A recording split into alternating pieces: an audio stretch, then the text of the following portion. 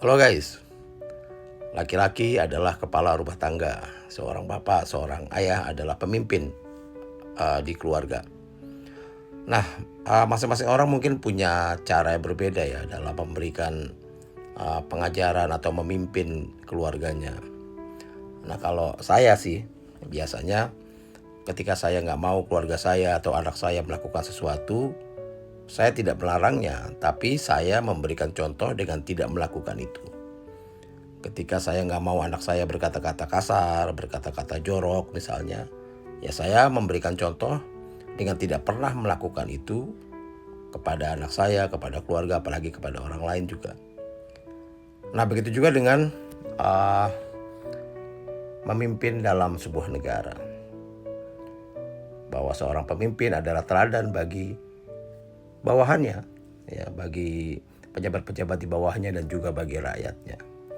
Maka tak heran ketika kita mendengar seorang bupati bicara seperti ini.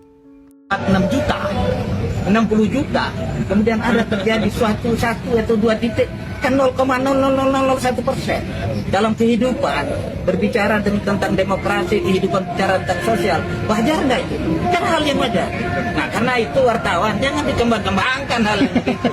Kan wartawan juga orang bangsa Indonesia kan? Iya, tinggal adik-adik berhitung. Ya, yang dikatakan oleh Bupati Lombok Tengah ini kan persis ya seperti yang dikatakan oleh Presiden kita Prabowo soal MBG. Bahwa 24.000 korban lebih yang keracunan ini cuma sekian 0,000%. Ya sekarang beginilah, nggak usah sampai 24.000, satu orang saja yang keracunan karena MBG ini, tapi dia adalah anak dari Bupati Lombok Tengah ini. Apakah Pak Bupati akan bicara yang sama seperti tadi?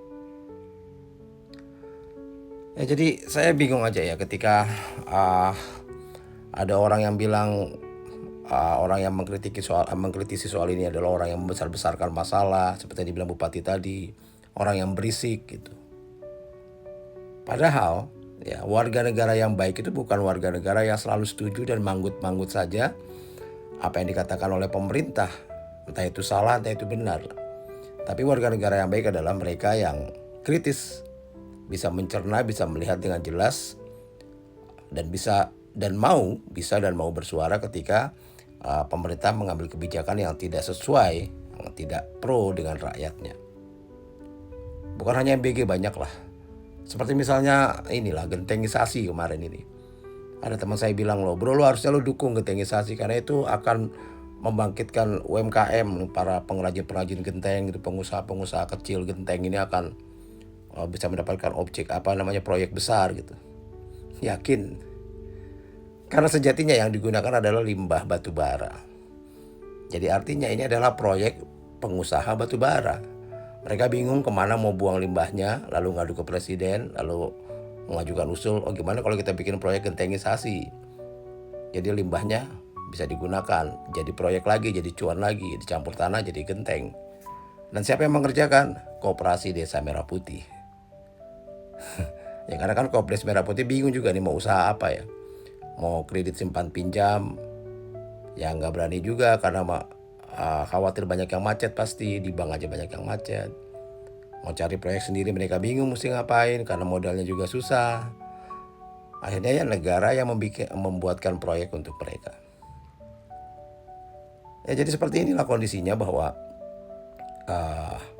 ketika kita menormalisasi, mewajarkan hal-hal yang melenceng, maka ini saya rasa sangat berbahaya. Dan ini adalah sebuah kebodohan yang menyesatkan seperti yang dibilang oleh Bupati Lombok Tengah ini. Cuma 0,001%, jangan berisik, jangan dibesar-besarkan. Ini adalah pernyataan yang bodoh dan menyesatkan. Karena menormalisasi kesalahan, menormalisasi masalah, mewajarkan masalah yang berhubungan dengan nyawa.